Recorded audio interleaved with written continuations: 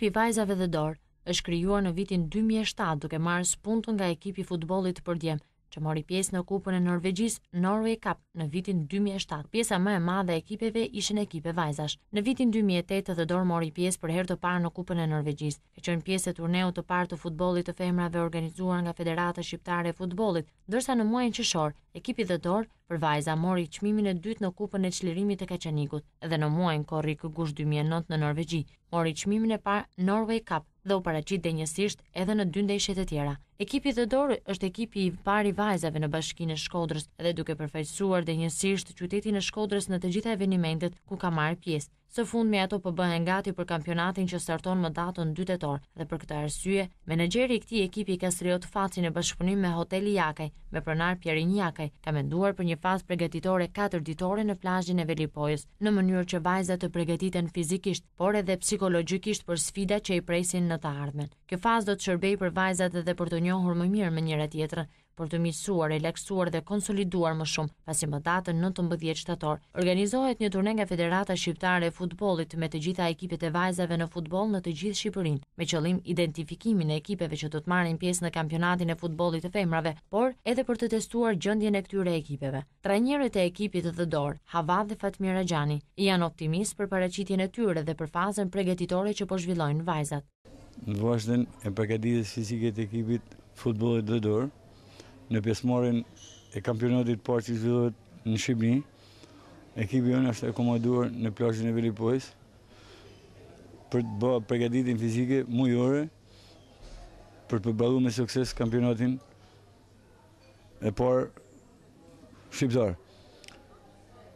Ekipi ka vazhduar përgatitjen fizike që nga dita e sotme, ka marrë seancën e parë përgatitore, marrë me sukses, thamë që do vazhdojmë në të rritëm që nisë me sot, me plan konspektet e duara të moshë që unë përkatësisht stërvis.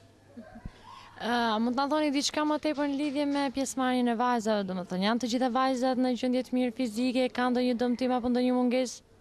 Që mas rikthimit nga Norvegjia, ekipi mas një periudhë të shkurt pushimit ka filluar gërmollimin, gëzojnë përgatitjet mirë fizike, në gjendje të mira janë, përgatiten për kampionat,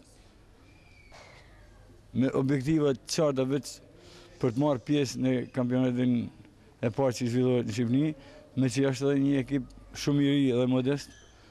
Pretendimet tona janë për të paraqitur drejtësisht. Vajzat duken shumë optimiste për kampionatin që do të startojë më datën 2 tetor, edhe pse janë vajzat me moshën më të vogël nga të gjitha ekipet me moshë mesatare 14 deri në 15 vjeç, ndryshe nga ekipet e tjera që moshën mesatare kanë 20-22 vjeç. Sa mendoni se ka për të shërbyer kjo fazë përgatitore? Mendoj se shumë, sepse nga neshjet miqësore, se nga stërvitja që kena me bë këtu, kena më përgatit mjaft mirë dhe mendoj se kena me arrit qëllimin që me lujt ose me fitun te kampionati që ka më zhvillu në tetor. A mendoni se ekipi dhe dorë do të jetë ekip pretendent në këtë kampionat?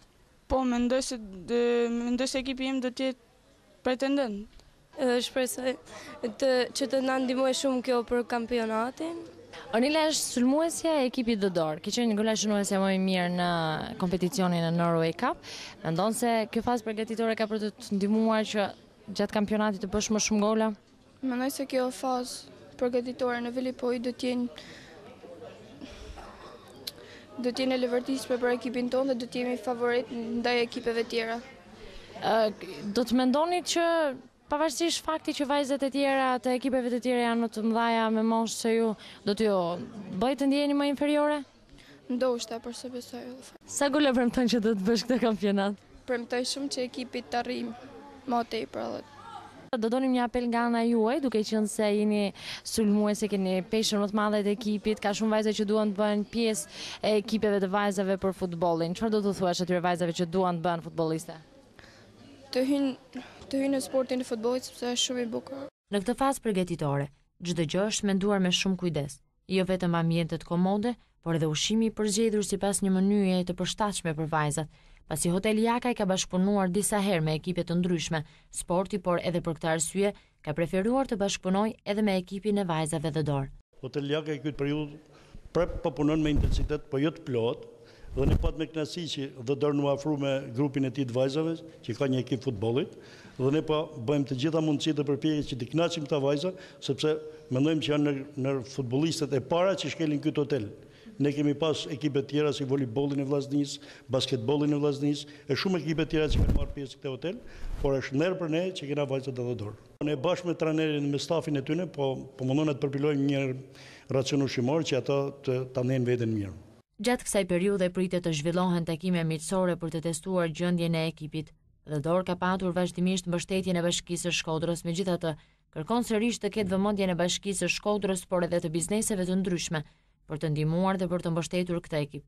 Organizata The Door ka patur vazhdimisht bashkëpunime të ndryshme jo vetëm në Shqipëri dhe Norvegji, por edhe në shtete të ndryshme, madje shtetas të ndryshëm të apasionuar pas fëmijëve kanë preferuar që të ndihmojnë personalisht këtë ekip, duke dhuruar gjëra të ndryshme. Një nga këta persona është edhe Ule Lindsev nga Norvegjia, i cili të afërmve dhe miqve të tij u ka kërkuar që për ditëlindjen e tij të mos i blinin asgjë, por t'i dhuronin para që t'i sillte në Shqipëri për ekipin e vajzave The Door. Menaxheri i ekipit The Door, Kastriot Faci, ka përmendur disa nga kompeticionet ku ka marrë pjesë ky ekip, si dhe ka deklaruar se objektivat e The Door janë paraqitja denjësisht në kampionatin që zhvillohet në tetor, por edhe Kupa e Republikës në 2010-ën. Ekipi The Door i femrave ka marrë për herë të parë pjesë në Kupën e Norvegjisë, pikërisht në vitin 2008, ku normalisht u paraqit për herë të parë si vetëm ekip femrash shqiptar për futbollin, dhe sigurisht dhe këtë vit, i cili është viti i dytë në Kupën e Norvegjisë Norway Cup 2009, ku ekipi mori pjesë për herë të dytë në këtë kupë, duke përfaqësuar Shkodrën dhe gjithë vendin tonë, por dhe njëkohësisht duke marrë dhe rezultate mjaft pozitive.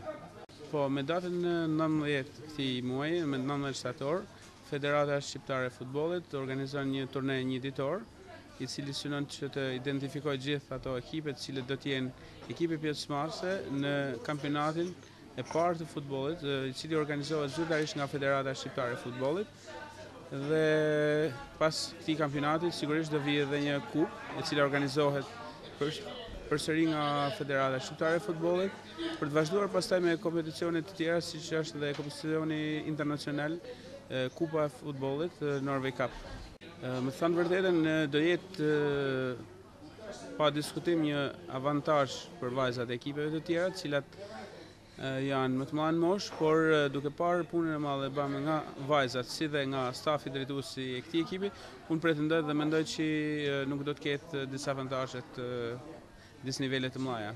Ekipi The Door synon zhvillimin e takimeve miqësore dhe binjakëzimin me ekipet në norvegjeze, të cilat do të udhëtojnë drejt Shkodrës në prill të vitit 2010 me rastin e organizimit të Kupës së Shkodrës, ku do të ftohen ekipe nga vendi, por edhe nga vendet fqinje të Shqipërisë. Ekipi vajzave The Door tashmë është drejt rrugës së një fillimi të mbarë të kampionatit, por edhe të konsolidimit dhe afirmimit si një nga ekipet më të mira për vajza, si dhe një ekip pretendent për kampionat dhe kupë.